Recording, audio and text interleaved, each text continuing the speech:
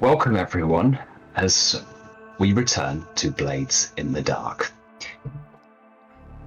It's been something of a transitional period. The Immortals have fallen by the wayside with the untimely death of Syrah, while Orth, Yusen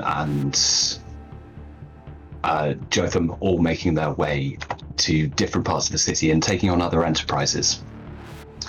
Things have not been comfortable as of late, and it's at this time where we join Gabriel. Gabriel, what are you doing? Well,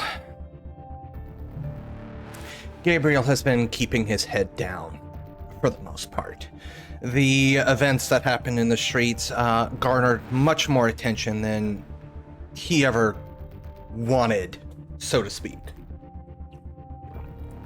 So, he has not been back to the rusted out train car. He has not really been living on the streets, but pretty much living out on the streets at this point. However, his coat, the fur is still immaculate. Anything else would be uncouth of him. And it's as you round a corner in Six Towers, the district where you can, especially in the east of the district, where you can pass pretty much unheeded amongst vagrants and those a little bit more down on their luck, where you round a corner and from a nearby doorway, at the moment somewhat covered by the shadow, the electroplasmic lights that usually illuminate the streets, especially around here, tend to be a little bit left wanting in the amount of power that they generate. They flicker on and off intermittently, and at times there are complete blackouts. And it's this voice that engages you from the darkness. And you really have let yourself go, haven't you? Gabriel kind of turns to see where the voice is coming from and who the voice is. Or is it somebody that he recognizes? Oh, the voice is recognized, and as the figure steps out of the shadows, you see the familiar moustache and double the normal quantity of eyes. Well, I mean, my standard line of work has been a little too dangerous lately, so I haven't had much time to make any money. I know it's all too well. But what little money we did have, I think has made enough restitution. Question is, what comes next?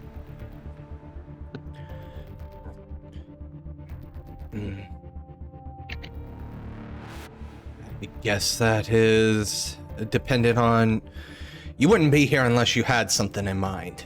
Oh, am I really that predictable? Around me, Brolin? Yes you are. I have a little something. But a little something that's going to need more than just the two of us. As with any good venture.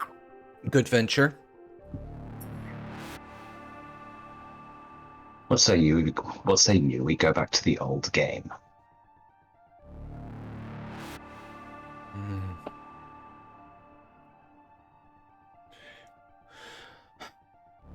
Who do you have in mind, and what do you have in mind? You're off taking a trip. Do I have much of a choice? Up to you. You can carry on living like this and I'll walk away.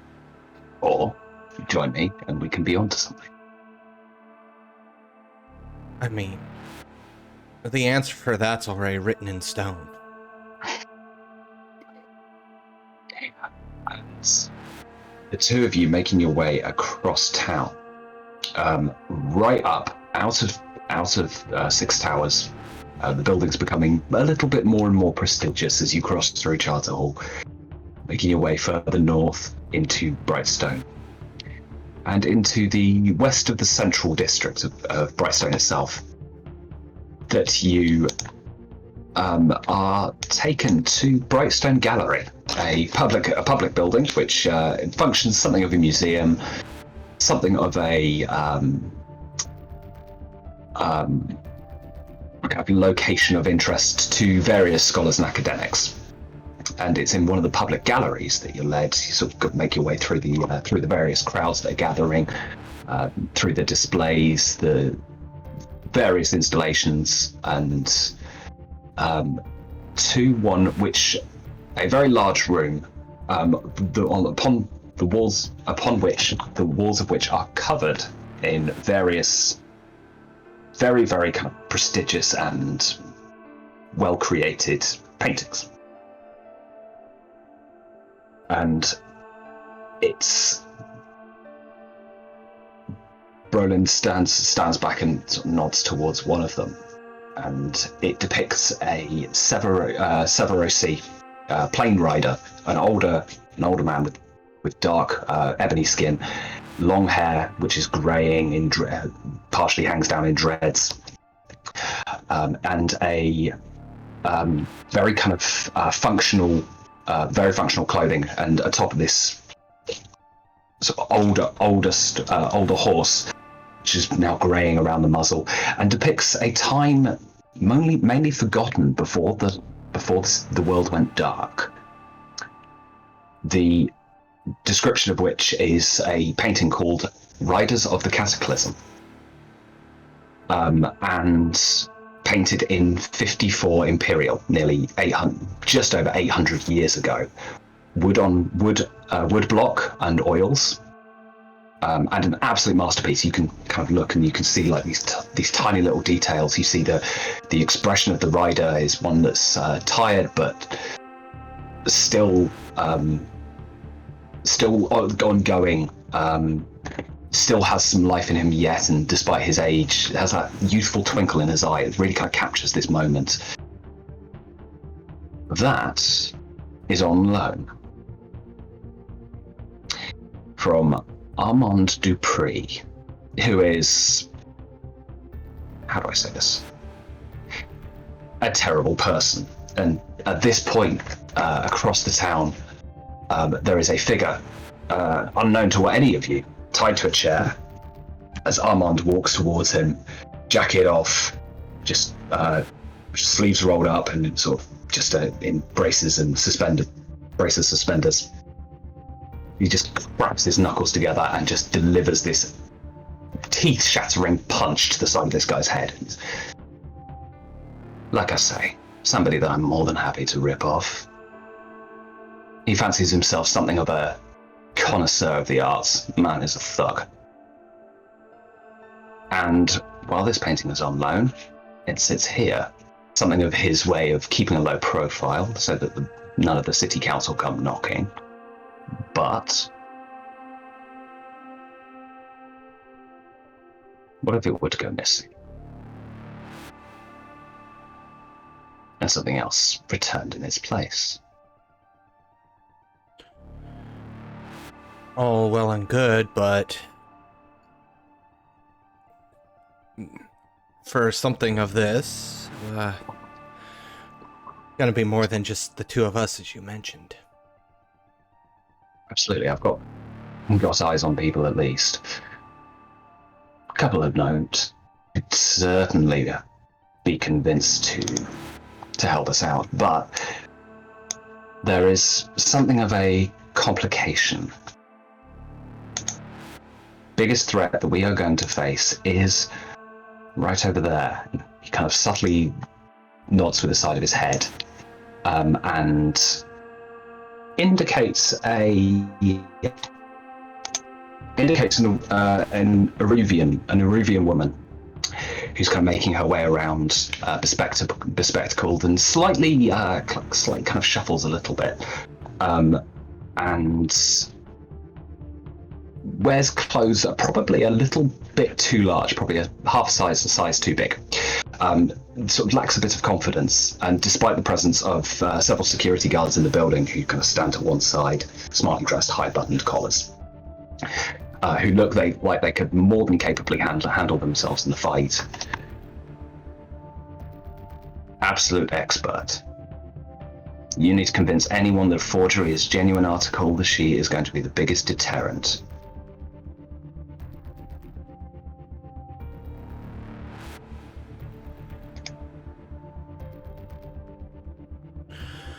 And I think you want to throw the picture up on screen. Already did. Nice one. Clyra. Name is Clyra Rabala.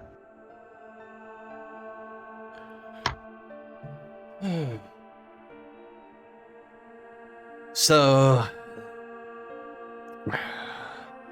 we pinch this, replace it. Before it gets taken off, she confirms that it's the real deal and it gets sent.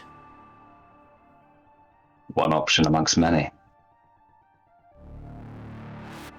The other thought I had, potentially, and just spitballing here, well, somebody who might be able to stand in.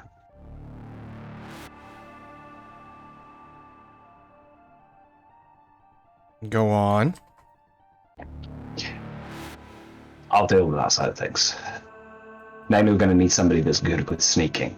Can hide, ever since... Well... You know what happened to Sarah. Yeah. Alright. Who's the first one on your list? Oh... About that. How are you set for coin? You know the state you found me in. I've got a little, but it's got to be a good reason to spend it.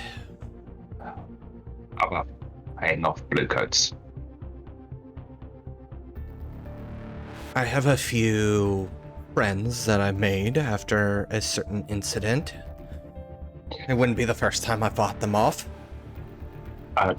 Leaving the gallery, Brolin begins to kind of go through his pockets and pulling out watch, various pieces of jewelry. There should be about a coin in there. Who you need is Hestia Cooper in Char Hollow, currently being detained for stealing mail, of all things. You ask me, talents are being wasted. Alright. So, bribe the bluecoats, get them to let this Hestia off with a slap on the wrist rather than actually hauling them in.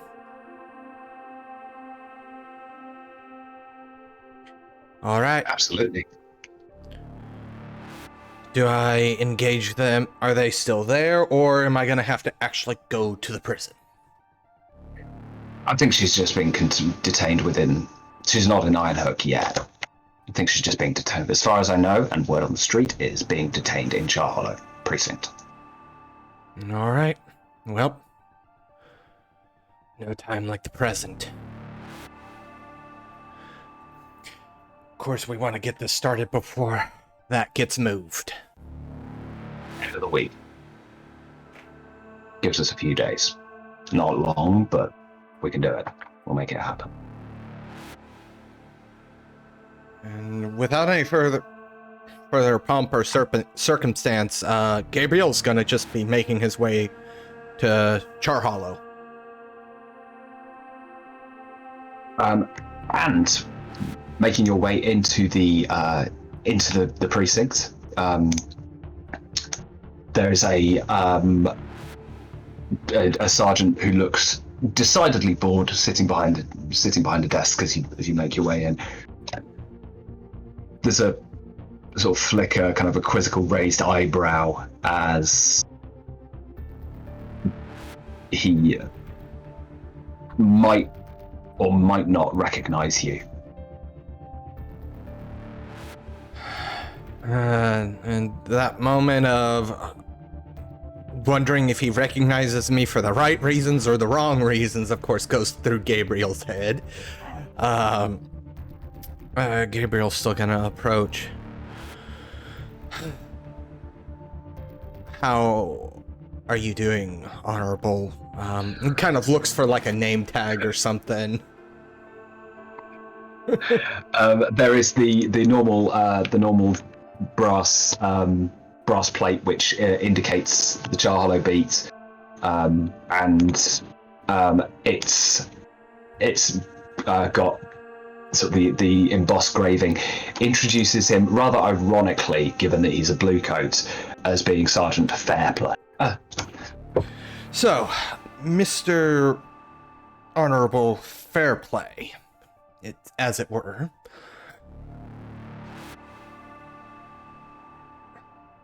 I don't want to waste your time, so let me just cut to the chatter. You recently brought in somebody that was stealing mail. At least that's word on the street. All right, yeah. He takes out this enormous tome-like ledger, kind of slams it open. He's well,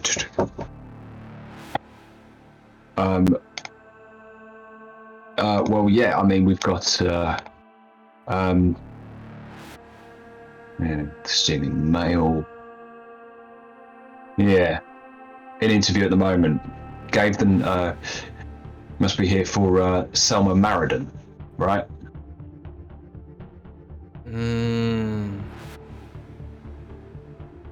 Gabriel thinks for a second.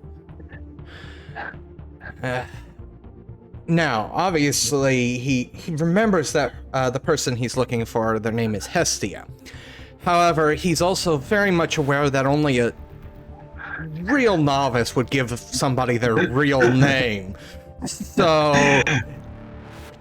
he's not entirely sure it's the person he's looking for.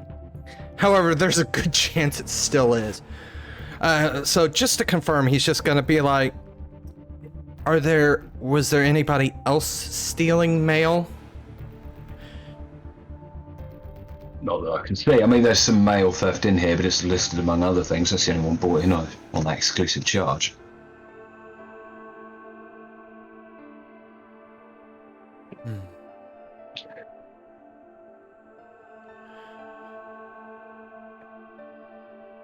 He kind of sighs as he continues to think for a quick moment. That is likely the person I'm looking for. After their interview, because I would not want to interrupt your proceedings, how would I be able to speak with them? He looks over to the other side where an inspector is currently kind of stood on one side, like looking through his own notebook. He's, well, it's one of those things of kind of due process, got to go through the system, and then obviously a post and bail. It depends what the magistrate's decree. At this point, the magistrate leaves. He goes, "What are you offering?" At this point, Gabriel is going to turn the coin. Essentially, I would assume in this interlude, Gabriel has either fenced or pawned off the stuff to just get the straight money. Yeah, absolutely. And then turns over the coin. So see, he goes out, so you sort of hear the jingle of coins in his pocket as he pockets it and goes through. He's sitting there for about 10 minutes, and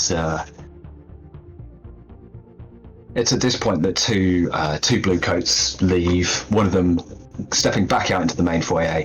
One of them undoes the bracelets, and Hestia.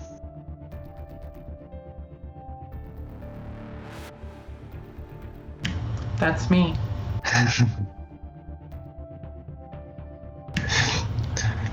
Yeah, Hestia. Oh. Go ahead. I was going to say, somebody seems to be fate seems to be smiling on you today. Literally mid interview, a blue coat has entered into the entered into the room. It's one of those things, complications, mistaken identity. She's free. You'll be hearing from my lawyer.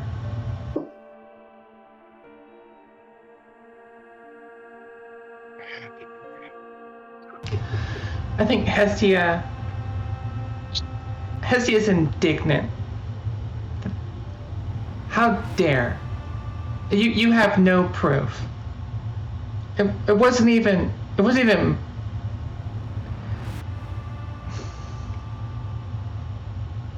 I'll overlook this.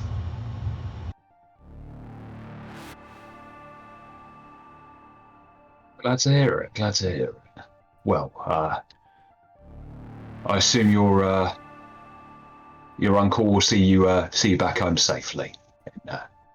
Keep your nose clean. He nods over to a very, very large man in one corner, as if just to say, just in case you'd forgotten who your uncle is. Oh, yes, my uncle. Yes, of course, I knew he'd come. Greetings, uncle. How are you today? How is Auntie? Gabriel picking up. She's doing quite well. Let's get out of here. This unpleasantness is, well, unpleasant. Yes, it most certainly is. Please, I am famished. Gabriel kind of gestures towards the door, kind of letting you lead the way. Ooh, I know a wonderful spot. Do you like bagels? They're absolutely rad. Sorry, I have to laugh over the idea of asking a 350-pound man if he likes bagels. Sorry.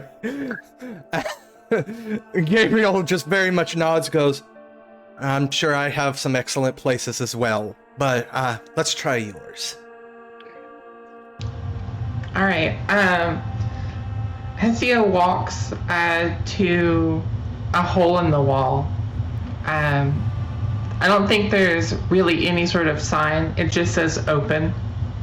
And it's just a little mom and pop shop.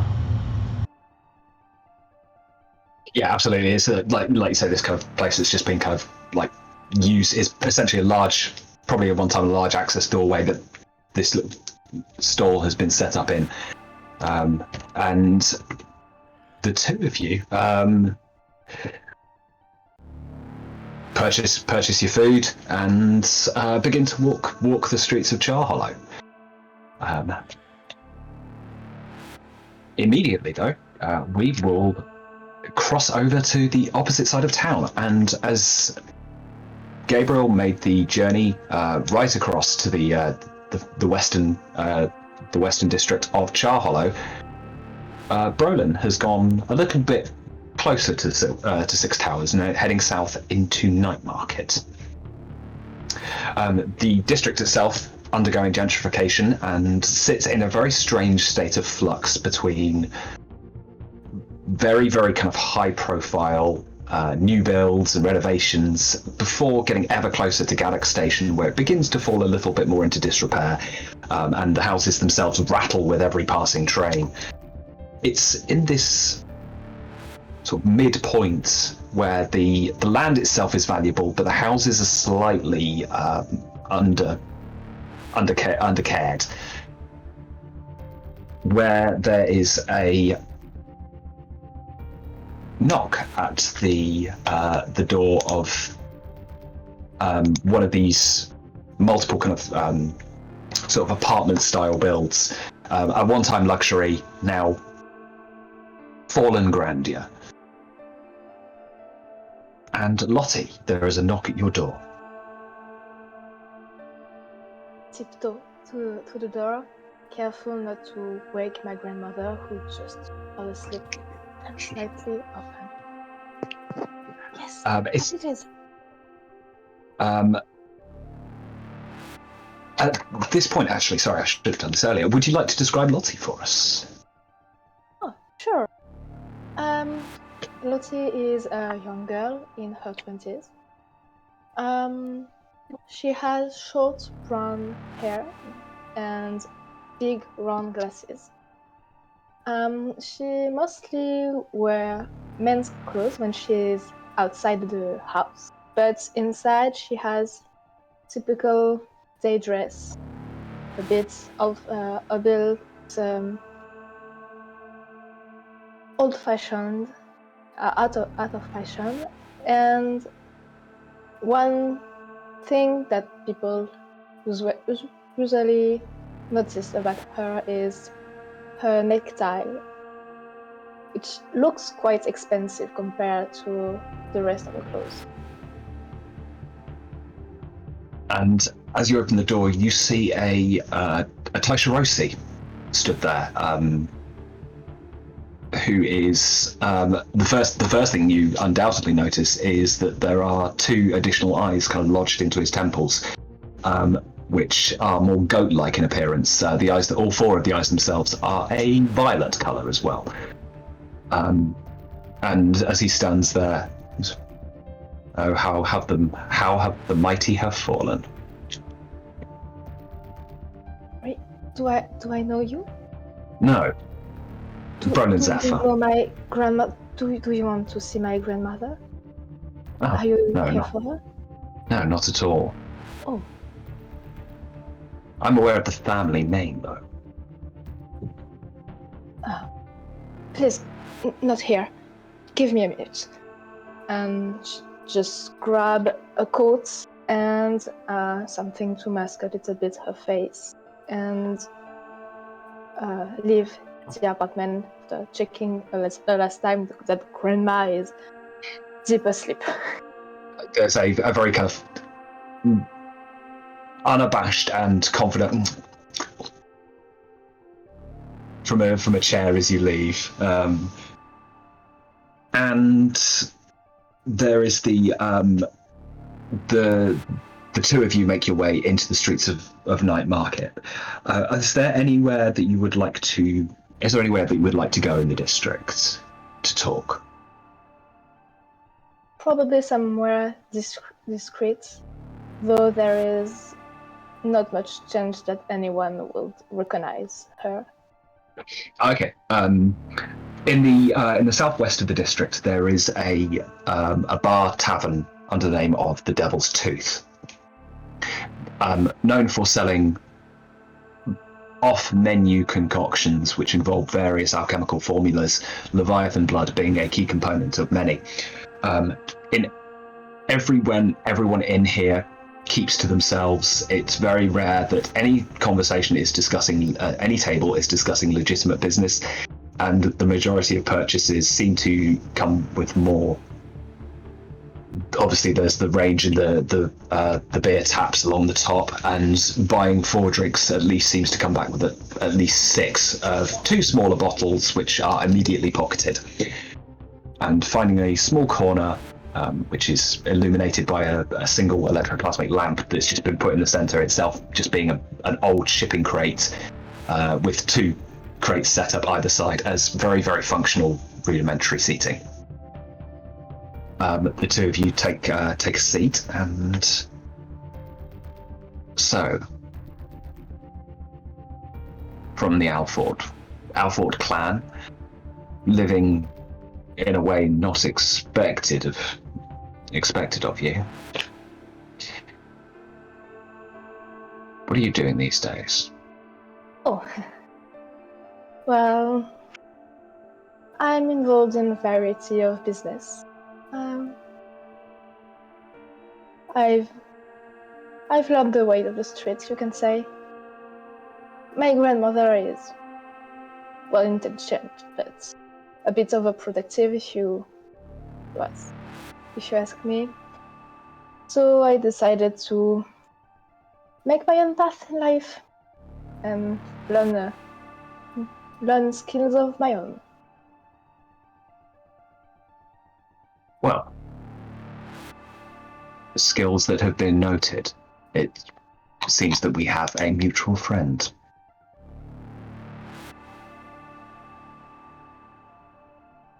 You came highly recommended by Casta. Really? Absolutely, but the problem with Casta is Casta likes to be a bit more above board. I assure you, I'm perfectly competent. She trained me herself and teach me all that she knows. Oh no, she spoke very highly of you. Like I say, the problem is that she tends to be a bit more legitimate. We need somebody that's prepared to compromise.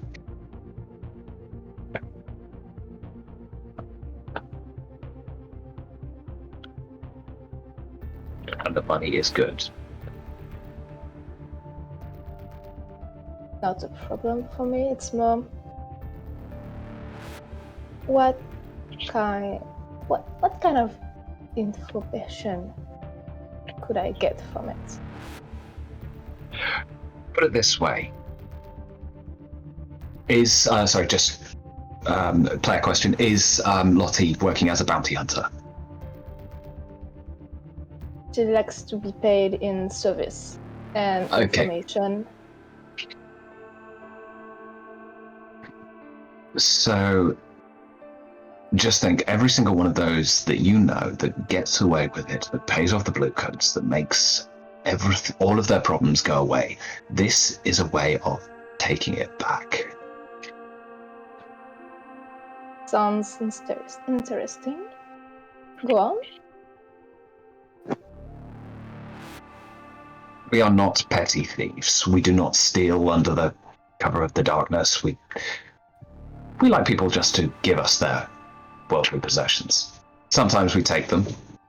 Sometimes there's a little bit of a underhanded dealings, but for what it's worth, we run on a single rule. Promise them everything for nothing, and give them nothing for everything. Quite fun, I dare say. But I don't see how my skills could help you. I'm a sharpshooter and I mostly hunt bow. One thing I've learned about Dusk is it never hurts to have somebody that can use a gun on your side.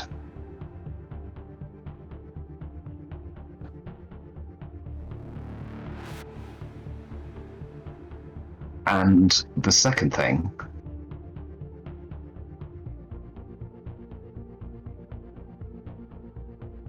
are any of your grandmother's clothes going spare? And at that point, we will cut back to Charhollow, where could you describe Hestia for us upon leaving as the two of you walk down the street eating bagels? Yeah, Hestia, 20-something, hair in like a little half ponytail in the back, and is wearing a mail courier outfit, you know, a little page boy hat, very nice little mail carrier ascot, and her bag is slung across her shoulder. And this is her work outfit. She's a bit of a pickpocket, and so is regularly seen outside of Charhollow in a well-tailored wine-colored suit. But mostly she's just a charming, kind of run-of-the-mill citizen.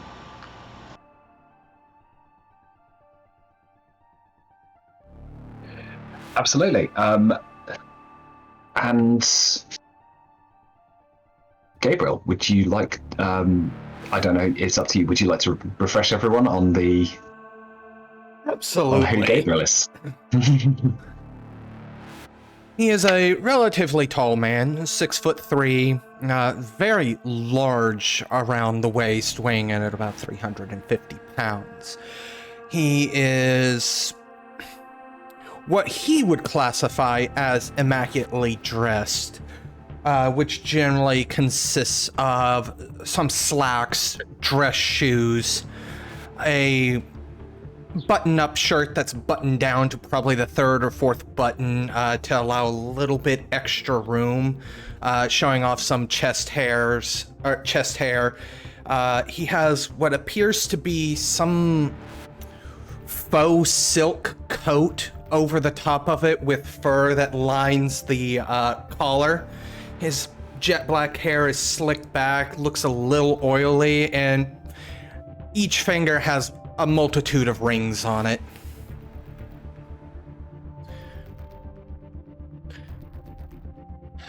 He kind of sighs. So,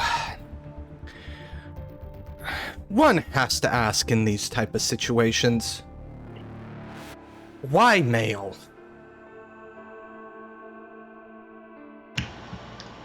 What do you mean?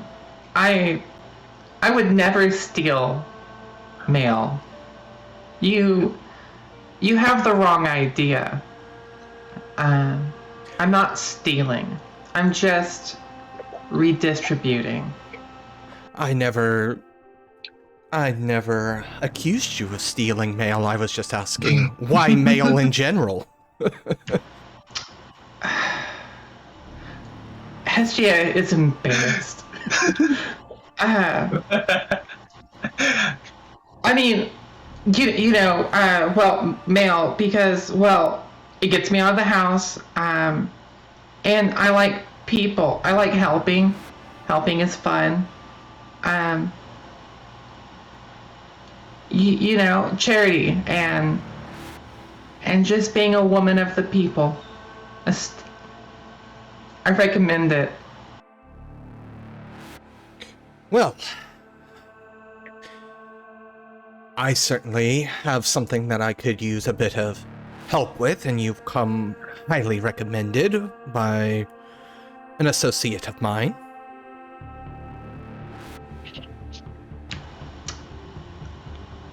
Oh. Okay. Question for the GM. How much of a dossier did Brolin necessarily give Gabriel regarding Hestia here? What does he know, essentially? Hestia is the only person that has made close to what he has done at his card games. That two of them are aware of each other but have never had a conversation. Hestia just knows to work the room while Brolin works the table. So, my associate, you may know him, Paitarosi, with 4 eyes. 2 of them implanted into the temples of his head, kind of goat-like. Oh, sure. I know of him. I didn't know he had friends. Yeah. Maybe friend is somewhat of a strong term. He is certainly a work friend. We'll go with that terminology here. You come highly recommended by him, and we have something of a job lined up. If you are interested in making a little bit more than what your mail courier probably will net you. I'm listening. Go on. And as they continue to walk the streets of Char Hollow here, Gabriel's gonna kind of lay out exactly how Brolin laid it out to him. explaining about the gallery, how the painting's on loan.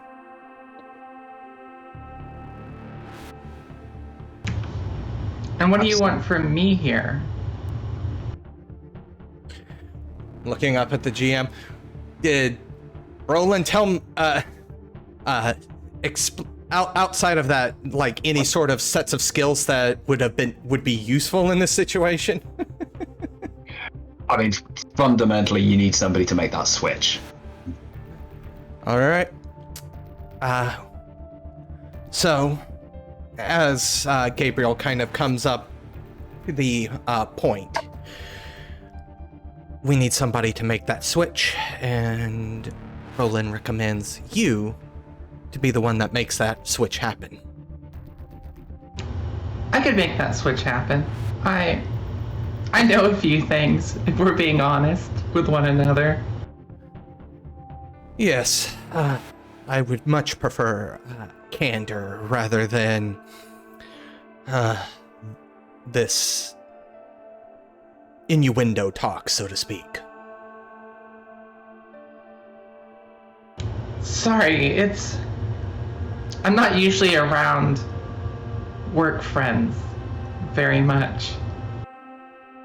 No, it is perfectly to be understandable. Don't get me wrong. I have been less than forthcoming about my own dealings with our, shouldn't say mutual friend, but our associate Brolin. Certain things in the news may have come up because of certain interactions that Brolin and I had with another group. However, now's not the time to worry about that. We have other things to get on to. Sorry, I'm so sorry. Can you hear me right Yes. now? Okay. I'm not sure what's wrong with my camera. Yes. Hestia waves to some oncoming, an elderly couple. Waves to them, is very gracious. Asks about their health, their son, how his job is doing. And then once they pass, kind of not a shadow, but there's definitely a change in Hestia, and how we should get started, shouldn't we? Absolutely, and Gabriel is now going to actually walk with some purpose in the direction of whatever meeting place Brolin gave him. That would be the Leaky Bucket in Crowsfoot, run by former leader of the Crows, Martin Gull. If you asked a child to draw a picture of a criminal, that is Martin Gull. He has an eye patch, he has scars, permanent 5 o'clock shadow, and he... So, the Leaky Bucket itself isn't actually named the Leaky Bucket as a location. It's simply called that because of the amount of pots and pans and buckets on the floor that catch the various drips coming in through the roof. As you go in, the most common identifying feature is that several of the patrons there have various kind of personal ornaments, and many of which are adorned with crow feathers, identifying them as members of the Crows, very much the controlling force in Crowsfoot. The gangs itself in the most notoriously violent district in Dusk view this place and the surrounding area of something of a neutral territory. There's no violence on premises, and even the Red Sashes and the Lamp Blacks, who are constantly at one another's throats, respect that treaty in this establishment.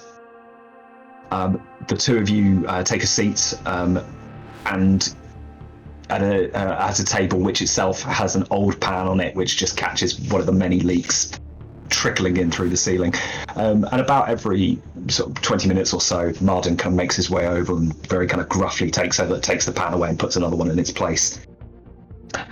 You're waiting there for about 40 minutes before Brolin is joined you with another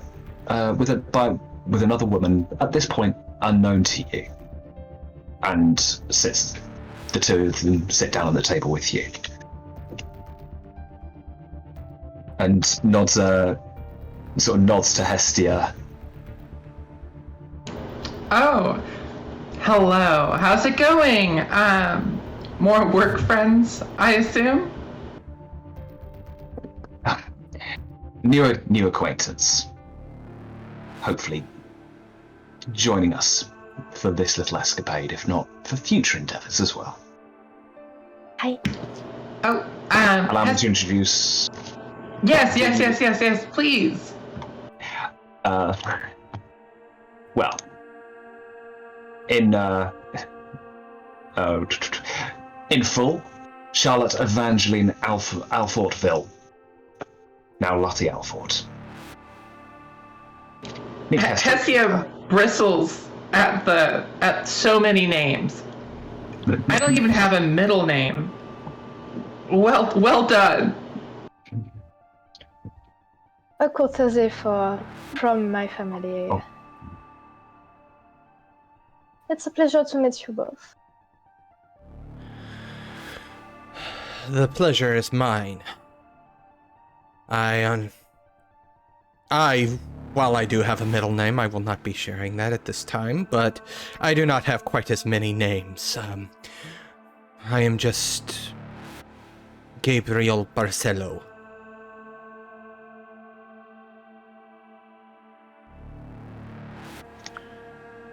Oh, okay. Sorry about that. And this is, and he kind of gestures at Hestia.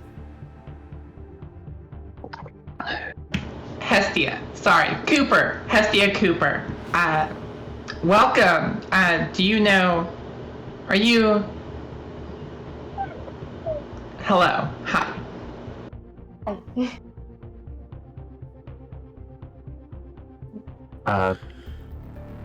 Lottie being something of the contingency, Hestia, and for the most part, very adept. How do I say this? Likes the 5-finger discount.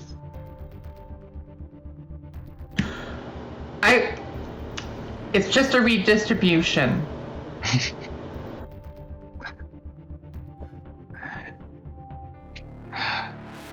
And it's at this point that we shall begin to, as the group of you begin to crowd around this table, and as the night hours draw in,